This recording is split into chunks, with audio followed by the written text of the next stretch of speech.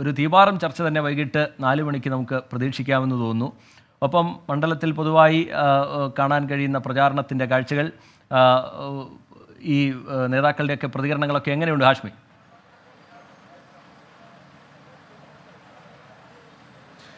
Keralam polling ബൂത്തിലേക്ക് പോകാൻ അതീവ നിർണായകമായ ഒരു ദേശീയ രാഷ്ട്രീയ പ്രാധാന്യമുള്ള ലോക്സഭാ തെരഞ്ഞെടുപ്പിൽ കേരളം പോളിംഗ് ബൂത്തിലേക്ക് പോകാൻ കഷ്ടിച്ച ഒറ്റ മാസം മാത്രമേ ഉള്ളൂ.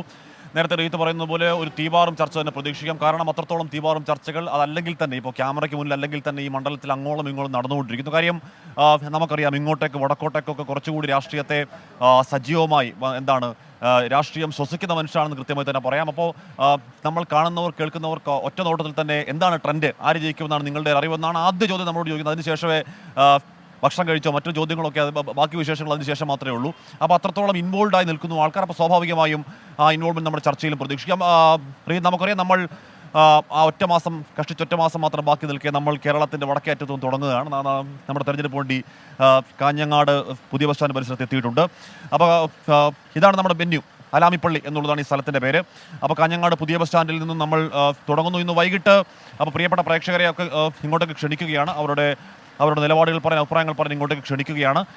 ഉറപ്പായും പ്രധാനപ്പെട്ട മുന്നണികളുടെ ജില്ലാ നേതാക്കൾ ഇങ്ങോട്ടേക്ക് എത്തിച്ചേരുന്നു. അവരുടെ പ്രതീക്ഷകൾ പറയുന്നു. കാസർഗോഡാണ് റീത്ത്. നമുക്കറിയാം, ഒരുപാട് ചോദ്യങ്ങൾ ഇവിടെയുണ്ട്. അതിലൊന്നാമത്തെ ചോദ്യം, രാജ്മോഹൻ ഉണ്ണിത്താൻ ഇക്കുറി 2ാം ഊഴത്തിൽ കൂടി അദ്ദേഹത്തിൻ്റെ ആ അട്ടിമറി നിലനിർത്താൻ കഴിയുമെന്ന് ആദ്യ ചോദ്യമാണ്. രണ്ടാമത്തെ ചോദ്യം, ഇത് ഇടതുപക്ഷത്തിൻ്റെ പ്രസ്റ്റീജ് മണ്ഡലമാണ്. അവരുടെ കോട്ടയായിരുന്നു, അവരുടെ കൊടുങ്കോട്ട എന്നൊക്കെ പറയാവുന്ന കാസർഗോഡൻ കോട്ട ഉണ്ണിത്താൻ പിടിച്ചുപോയ ഷോക്ക് ഇതുവരെ മാറിയിട്ടില്ല. അവിടെ തിരിച്ചു പിടിക്കുക, ഏത് വിധേയം തിരിച്ചു പിടിക്കുക എന്നുള്ള രീതിയിൽ ഇവിടെ ജില്ലാ സെക്രട്ടറി ഇറക്കി തന്നെ ആഞ്ഞു പിടിക്കുന്നു ഇടതുപക്ഷം. ഒരു സർപ്രൈസ് സ്റ്റാൻഡിനെ ഇറക്കിക്കൊണ്ട് BJPയും അവർക്കാവുന്ന വണ്ണം ഇവിടെ വലിയ പ്രചരണം എന്ന് പറഞ്ഞാൽ അശ്വിനി ഒരു ഭാഷാ ന്യൂനപക്ഷങ്ങൾക്കിടയിലൊക്കെ വലിയ സ്വാധീനമുള്ള, മഞ്ചേശ്വരം മേഖല വലിയ സ്വാധീനമുള്ള ഒരു സ്ഥാനാർത്ഥിയാണ്. അവിടങ്ങളിൽ BJP കഴിയുന്നതിൽ ഇപ്പോൾ BJPയുടെ റോഡ് ഷോ ഒക്കെ വൈകിട്ട് ഇവിടെ തന്നെയുണ്ട്.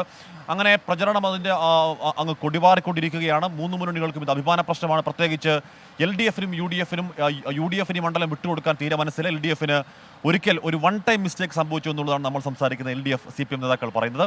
അപ്പോൾ ഈ മണ്ഡലം തിരിച്ചു പിടിക്കുക എന്നുള്ളത് CPMൻ്റെ അഭിമാന പ്രശ്നം കൂടിയാകുമ്പോൾ ഇവിടെ പോരാട്ടം തീവാറുമെന്ന കാര്യത്തിൽ ഒരു തർക്കവുമില്ല. പറയുന്നുണ്ട്, കഴിഞ്ഞ തവണ രാഹുൽ ഗാന്ധി എഫക്റ്റ് ഉണ്ടായിരുന്നു, പെരിയാർ ഇരട്ടക്കൊലപാതകം ഉണ്ടായിരുന്നു, കഴിഞ്ഞ തവണ ശബരിമല പ്രശ്നമുണ്ടായിരുന്നു. അപ്പോൾ അതിൻ്റെയൊക്കെ പശ്ചാത്തലത്തിൽ രാജ്മോഹൻ ഉണ്ണിത്താൻ കയറിയതാണ് എന്ന് പറയുമ്പോൾ മറുപക്ഷം പറയുന്ന അതിനു മുൻപ് ടി സിദ്ദീഖിനോട് അപ്പോഴത്തെ CPM LDF സ്ഥാനാർത്ഥി പി കരുണാകരൻ ജയിച്ചത് കേവലം 6000 ചില്ലുവാനം വോട്ടിന് മാത്രമാണ്. അതുകൊണ്ട് അതൊരു വൺ ടൈം മാജിക്കൊന്നുമല്ല, കാലക്രമേണ ഞങ്ങൾ കോട്ട പൊളിച്ചെടുക്കുകയാണെന്ന് UDF പറയുന്നു.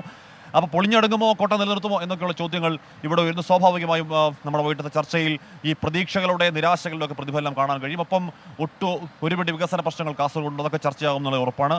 അരുൺ പാർക്കൽ കൂടി. അരുൺ, എന്തായി നമ്മുടെ ഒരുക്കങ്ങൾ? അടിപൊളി.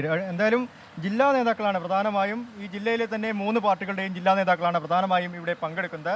ചർച്ചകൾ തീവാറുമെന്ന കാര്യത്തിൽ അലാമിപ്പള്ളി പരിസരം അലാമിപ്പള്ളിയുടെ മുൻവശമാണ്, പുതിയ ബസ് സ്റ്റാൻഡാണ്. ഈ പരിസരം തീവാറുമെന്ന കാര്യത്തിൽ, ചർച്ചകൾ കൊണ്ട് തീവാറുമെന്ന കാര്യത്തിൽ യാതൊരു വിധത്തിലുള്ള സംശയവുമില്ല. മാത്രമല്ല, ഈ കാസർഗോഡ് ജില്ലയെ സംബന്ധിച്ച് രാഷ്ട്രീയമായ ഒരുപാട് കാര്യങ്ങൾ അവർക്ക് ചർച്ചയുണ്ട്.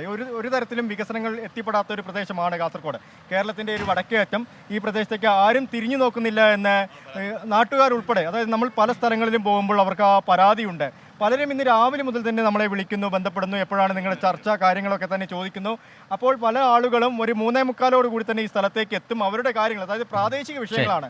ഒരു സ്ഥലത്തേക്ക് വഴിയില്ല, അവരുടെ മതിലില്ല, ഇങ്ങനെയുള്ള വിഷയങ്ങളാണ് അവർ. അപ്പോൾ ഇതൊക്കെ പറയാൻ വേണ്ടി നമ്മുടെ പ്രേക്ഷകർ ഇങ്ങോട്ടേക്ക് എത്തും. അപ്പോൾ എല്ലാ പ്രിയപ്പെട്ട പ്രേക്ഷകരും, നല്ല ചൂടാണെങ്കിൽ കൂടിയും രാഷ്ട്രീയ ചൂട് കുറവില്ല. അപ്പോൾ എല്ലാ പ്രിയപ്പെട്ട പ്രേക്ഷകരെയും കാഞ്ഞങ്ങാട് പുതിയ ബസ് സ്റ്റാൻഡിലേക്ക് സ്വാഗതം ചെയ്യുകയാണ്. റീത്ത്. ശരി, ഹാഷ്മി താജ് ഇബ്രാഹിം വിവരങ്ങൾ പങ്കുവയ്ക്കുകയായിരുന്നു.